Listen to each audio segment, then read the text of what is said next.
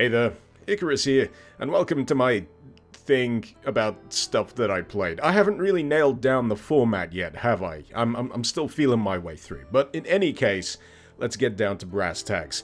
Last Friday, Capcom officially released the Ghost Survivors DLC for Resident Evil 2.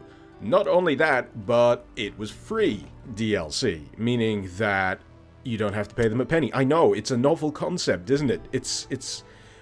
I'm struggling to understand it in this modern day and age, if I'm going to be honest. Free DLC? Free. I still don't get it. I still don't get it. What happened at Capcom? Did someone have an out-of-body experience and just realize that all life is vibration and therefore DLC should be free? I don't know. Maybe. Anyway, what about the DLC itself? Ghost Survivors actually encompasses 3 mini-stories that cover the events of what would have happened had a particular character within Resident Evil 2 survived. For example, the gun shop owner, the mayor's daughter, who you will find, spoilers by the way, dead in the orphanage, and one of the members of Alpha Team that isn't Hunk, and the fight to get out of the Umbrella Labs. They all take a similar kind of format, if I'm going to be honest, as the 4th survivor. You've got a place that you need to get to, and you're given a kind of set loadout to begin with. But where things differ is that along the way, you can augment your loadout and make things easier or harder, depending on the things that you choose. These choices are actually facilitated in 2 different ways. One, by zombies wearing backpacks, which if you down, you can help yourself to the contents. So that could be herbs, it could be gunpowder, it could occasionally be a key, which you will need in certain campaigns to progress through certain areas. You've also got gumball machines, which probably form the more important choices that you'll make during the course of any given run, because you can only pick one of 3 items. Sometimes this can be the choice between, say, a grenade, magnum ammo, and, something else that's been thrown in there. But depending on which one you pick, it will very much color how you approach the encounters going forward. That grenade that you may not have picked, you can't use it to clear out that hallway full of shambling zombies. That would have been a lot quicker to do. But no, you went for the magnum, so you're going to have to deal with it. On the other hand, the magnum will help you deal with things like paleheads. This is an enemy that is new and is specific to one of the characters' runs, the girls. And I hate them. The regenerators, you've got to deal a hefty amount of damage to them in order to down them fully. And they've got weird, slightly flappy heads that means it's really hard to target them for the magnum one-shot kill. And, they're a pain in the ass. However, you can make them slow down significantly if you fill them with a few bullets. So sometimes there's the option not to kill them, sometimes the option to slow them down is a-okay, and probably vital for ammo conservation. That's something that you'll definitely learn to lean into.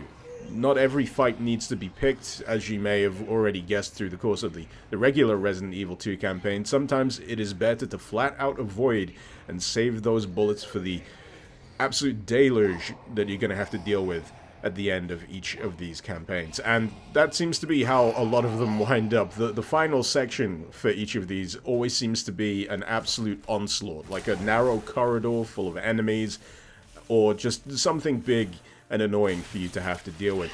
Case in point, the gun shop owner's final section, which I haven't been able to get to on the normal set difficulty yet, is just a hallway full of poison zombies, the occasional plant zombie down there as well, which are a nightmare to deal with. And preceding that, you've got a great big adult G sewer mutant that you need to fry with a spark shot if you want to stand a chance in hell. But if this all sounds like too much, you can dial down each of these mini campaigns to training difficulty, and it is something that I heavily advise. So in terms of what training mode actually does, it actively reduces the overall number of enemies you're going to have to deal with.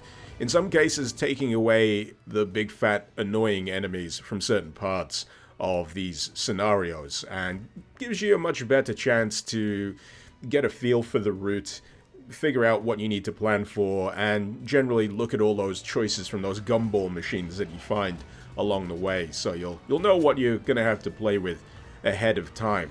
Also, a benefit of playing on training mode is that you still unlock unlockables. In this case, you can get accessories for your characters, which is why this character has a skull for a head.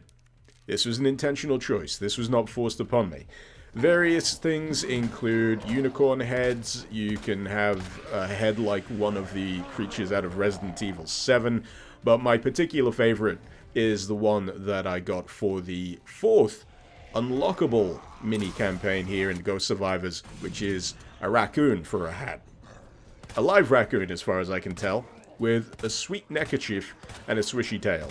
But that's besides the point. This 4th campaign you can unlock by just doing training. You don't have to do standard difficulty, so that this can be done just by completing the modes on training, which is much more manageable to do. And this essentially gives you a horde mode scenario to survive. I think on training you have to survive a much lower amount in comparison to the regular difficulty, but here you have to fend off all new zombie types. So that'll be paleheads, poison zombies, and armored zombies, which I haven't talked about yet, which throw an interesting spanner into the works, because you'll only be able to target certain parts of their bodies that are unarmored, and sometimes it's something very unhelpful, like just the chest region exposed, or an arm, but either way, it's a fun challenge, and one that I quite relished. In fact, I relished the challenge from all of these little mini scenarios, and I feel it was very much worth my time.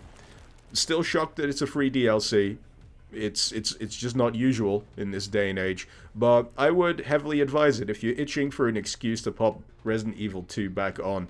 This is certainly a very good excuse to do so, and you'll get some sweet hats in the process. What more could you possibly want?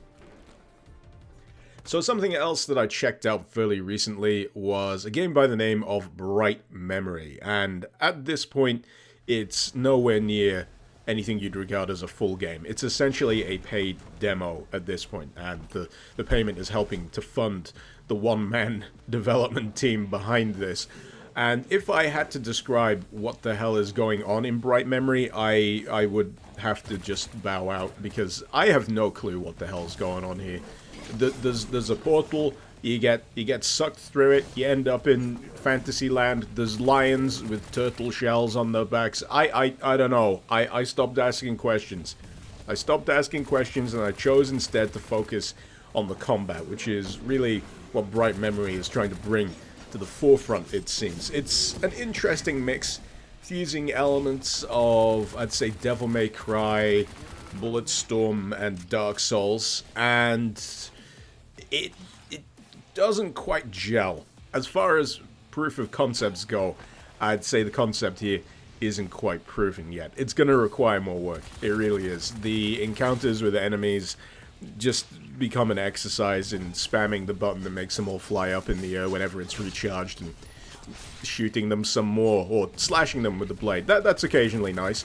Spicing things up further, however, are the inclusion of a few boss battles during the course of this. The first one is very much an allusion to Dark Souls, so much so that before you actually get to the boss itself, there is a literal bonfire that you can light, and it makes the noise, and the sign flashes up on screen. And it's cute, but I still feel like Bright Memory misses the point when it comes to infusing itself with elements of Dark Souls. What we've got here feels very surface level. It doesn't go any deeper than that, and it doesn't feel like it's inspired mechanically by anything from Dark Souls. It's just, ha, look, Dark Souls reference. Get it? Get it?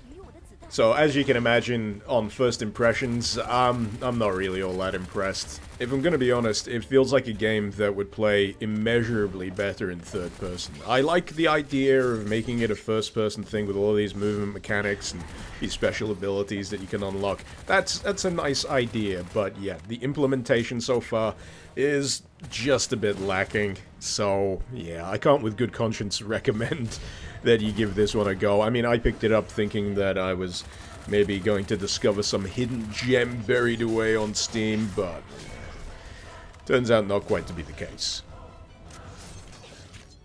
So, there was going to be another game that I was going to talk about during the course of this video, but then I realized capturing footage would require a bit more effort than I'm used to, because it was in fact Tetris 99 over on the Nintendo Switch, which if you're not aware of, I've got 3 words for you.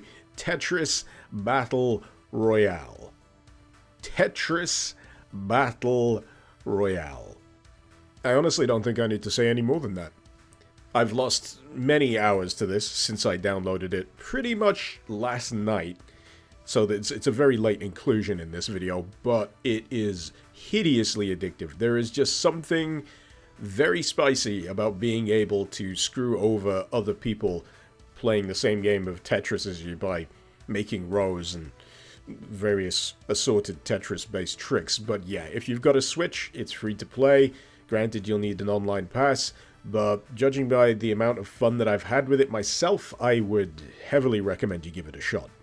So yeah, that pretty much rounds out this edition of So I Played. I sincerely hope you've enjoyed watching, and I'd love to hear your thoughts on any of the games that I've covered this time round. Maybe you've enjoyed them, maybe you've hated them, maybe you've never heard of them before today. Either way, would love to hear from you. Also, thank you very much to my patrons. There they go, whizzing up the screen there. Thank you so much for supporting the channel. And if you're interested in lending a hand yourself, you'll find the link to my Patreon page in the description below. In any case, this has been Mr. Icarus. Thank you very much for watching. Icarus out.